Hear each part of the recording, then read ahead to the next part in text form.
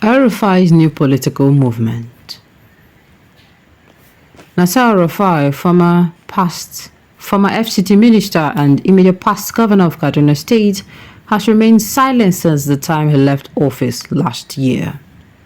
His failure to scale the screen of National Assembly as ministerial nominee from Kaduna State has further alienated him from Tinubu'S government. It could be recalled that the upper chamber, which initially screened Elrufai, rejected him, citing security reports against the former governor. But Elrufai was unmindful with the appointment.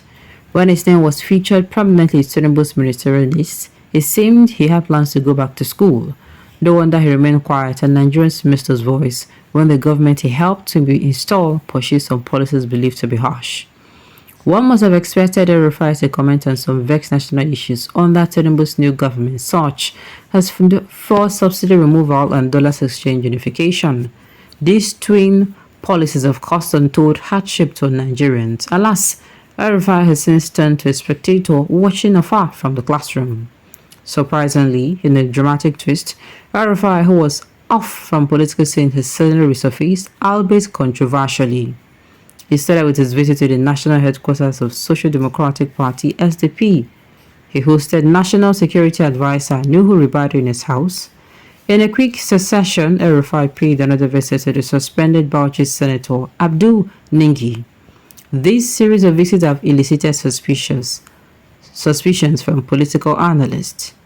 Daniel Bala, former spokesperson of Atiku Okowa 2023 campaign organization, stated that Elrufai was planning to decamp to SDP and challenge Tinubu in 2027 general elections.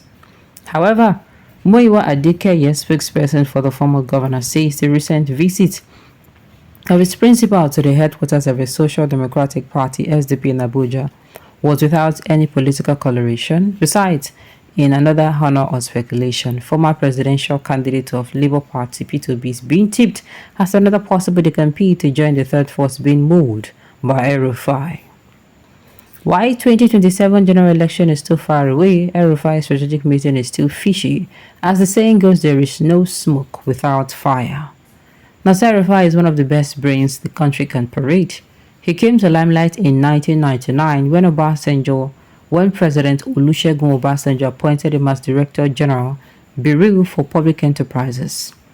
Under the Obasanjo privatization policy, Elrufai supervised the sales of hundreds of public companies.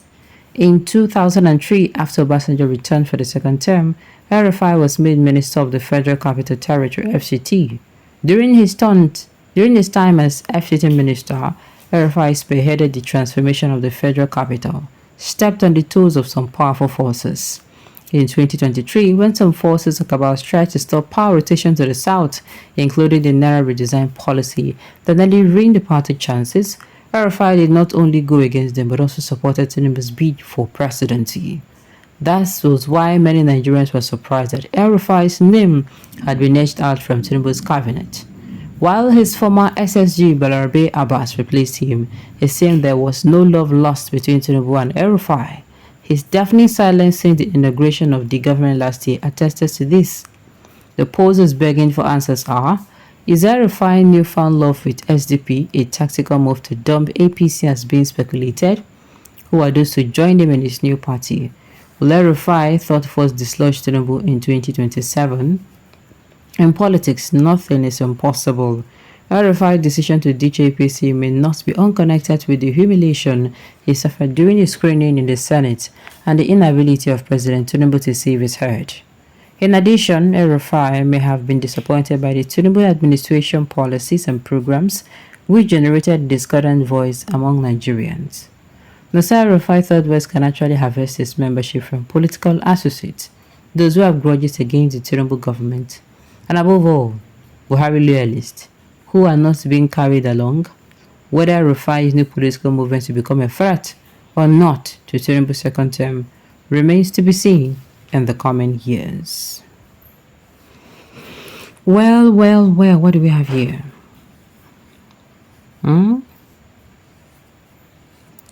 What exactly do we have here?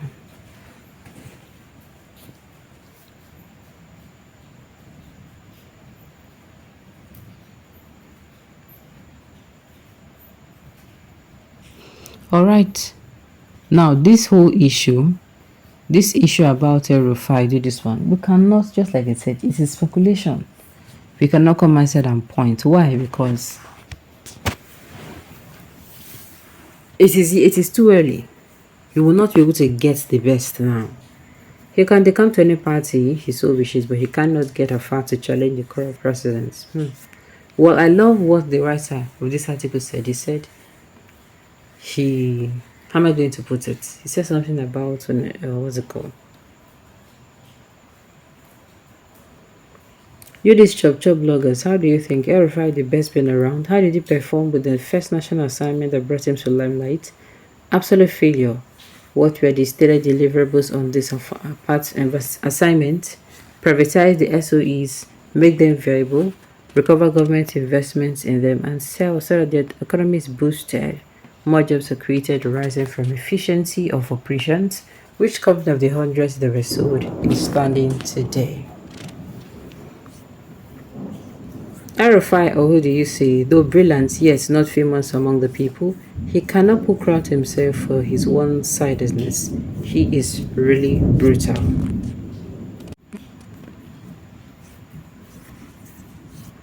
Okay, Bola should not be taken as a serious person because he's a serial liar and fabricator.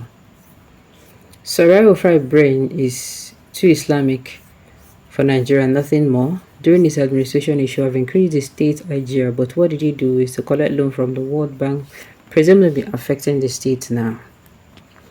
Christians will never forgive and forget Elrufai. He thought them an unforgettable experience in politics. Very unfortunate for them is the only person can initiate Muslim ticket from state to the whole country and is scale through is Elrufai is not. I will never fight Jagaban because he's the brain behind Muslim ticket in Nigeria. We are for Jagaban. Jagaban is ours for life. Muslim ticket has come to stay in Nigeria. So you they happy for the Muslim ticket where Elrufai and co Kabi? But let it sweet you and you they use them proud so that you use them proud so now. Hope you know say things like that they create tension and division for Niger. How on earth you go to praise the fault lines where they jeopardize Niger unity? When the table turn and in favor of Christians, hope say go gladly or accept and swallow them too. No complaint there, no. Now you don't face that. Alright, on this note, we have come to the end of the news. We say thank you for tuning in to listen. So let's come your way next time. Enjoy the rest of